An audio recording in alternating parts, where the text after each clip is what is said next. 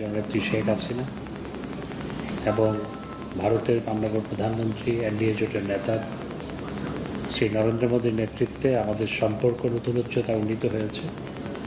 ভবিষ্যতের দিনগুলোতে আমাদের সম্পর্ককে আরও গভীরে প্রতীত করার জন্যে এবং সম্পর্কের বহুমাত্রিকতা আরও বিস্তৃত করার লক্ষ্যে একই সাথে উভয় দেশের মানুষ যাতে উপকৃত হয় সেজন্য পিপল টু পিপল কন্ট্যাক্ট আরও বাড়ানোর লক্ষ্যে আমরা কাজ করব।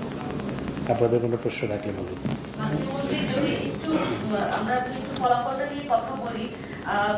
এবার যেটা ভাবা হয়েছিল যে মোদী সরকার বা নরেন্দ্র মোদী বা বিজেপি নেতৃত্বাধীন যে জোট তারা অনেক বেশি সিট পাবে, সেইটা সেই যে টেন্ডেন্সিটা সেটা বন্ধ হয়েছে, সেরকম ছিল না। সেই জায়গা থেকে কি আপনি মনে করেন কিনা যে এই নতুন যে সরকার ক্ষমতায় আসবে, বিজেপি সরকারই আসবে, আগে থেকে এইটার মেসেজটা একটু আলাদা হবে বা চেহারাটা একটু আলাদা হবে আমাদের সম্পর্কের ক্ষেত্রে? তারা ভোট দিয়েছে, তারাই তাদের প্রতিনিধি নির্বাচিত করেছে।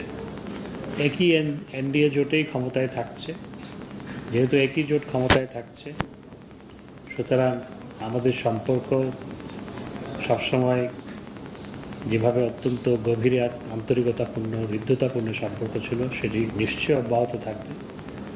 আর দ্বিতীয়ত আমাদের সম্পর্ক বাংলাদেশের সম্পর্ক ভারতবর্ষের সাথে এবং ভারতবর্ষের জনগণের সাথে, এবং আমাদের দুই দেশের সম্পর্ক সেটি মহান মুক্তিযুদ্ধের মাধ্যমে আমাদের যে সম্পর্কের বন্ধন তৈরি হয়েছে সেটি অতুলনীয়।